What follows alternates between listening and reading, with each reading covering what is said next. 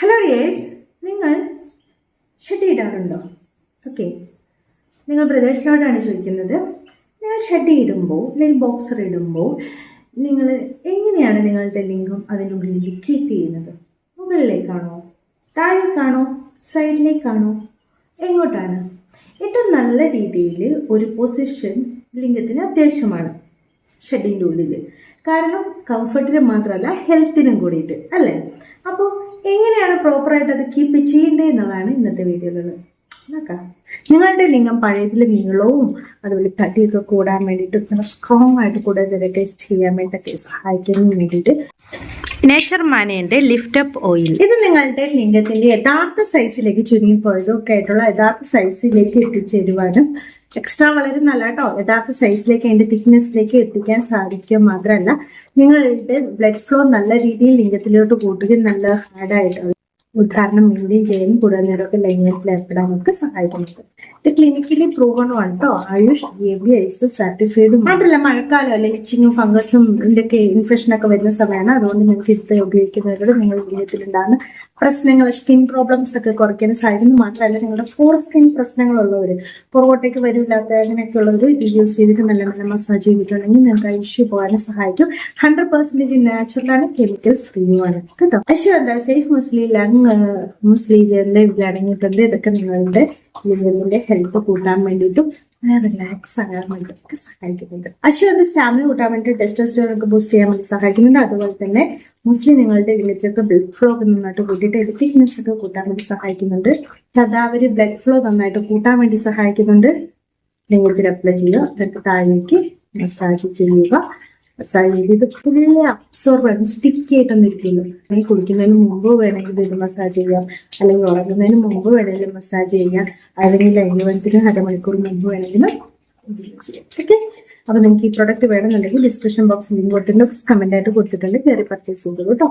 അപ്പോൾ എങ്ങനെ നിങ്ങൾ നിൽക്കുന്ന ഉള്ളിൽ നിങ്ങളുടെ ലിംഗം കീപ്പ് ചെയ്യണം നോക്കാം. ഒന്നാമത് ഏറ്റവും നല്ലൊരു ബെസ്റ്റ് പൊസിഷൻ ആയിട്ട് പറയുന്നത് താഴേക്ക് എന്നുള്ളതാണ്.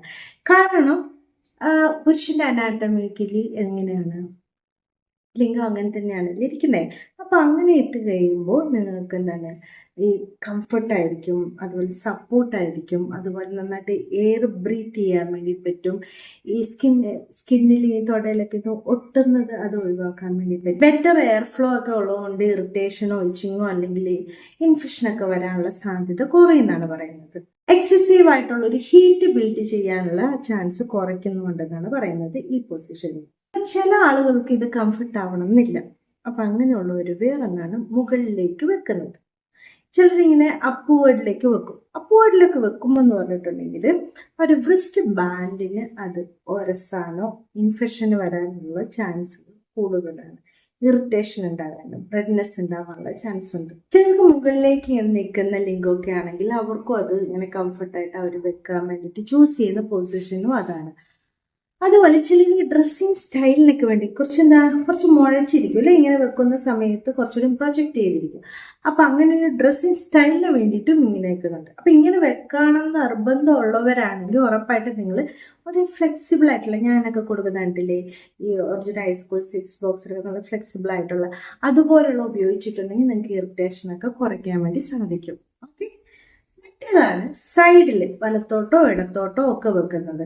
ഇത് ചില ആളുകൾക്ക് ഭയങ്കര കംഫർട്ടാണ്. അതെന്താണ്, ചെരിവുള്ള കുറച്ച് വളവുള്ള ലിംഗത്തിനൊക്കെ ഇത് കംഫർട്ടാണ്. അത് വലത്തോട്ടോ ഇടത്തോട്ടോ ഒക്കെ അവർക്ക് വെക്കാവുന്നതാണ്. അപ്പൊ അല്ലാതെ ഉള്ളതൊക്കെ ഏറ്റവും നല്ലത് താഴോട്ടേക്ക് തന്നെ വെക്കുന്നതായിരിക്കും.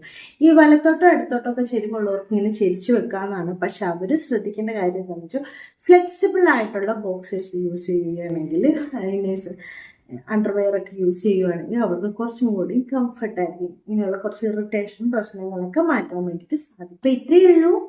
ഏറ്റവും കംഫർട്ടബിൾ ആയിട്ടും ഈസിയസ്റ്റ് ആയിട്ടുള്ള താഴോട്ടേക്കുള്ളതാണ്. അപ്പൊ അങ്ങനെയൊക്കെ വെക്കാൻ പറ്റുന്നവർ അങ്ങനെ തന്നെ വെക്കാൻ വേണ്ടി നോക്കുക. അല്ലാത്തവർക്ക് കുറച്ച് ചെരിഞ്ഞൊക്കെ വെക്കാവുന്നതാണ്. ഓക്കെ, പക്ഷെ ശ്രദ്ധിക്കേണ്ട കാര്യം എന്ന് വെച്ചിട്ടുണ്ടെങ്കിൽ വളരെ ഫ്ലെക്സിബിൾ ആയിട്ടുള്ള മെറ്റീരിയൽ യൂസ് ചെയ്യാൻ വേണ്ടി നോക്കുക. Thanks for watching my video. See you next time with a new topic. By.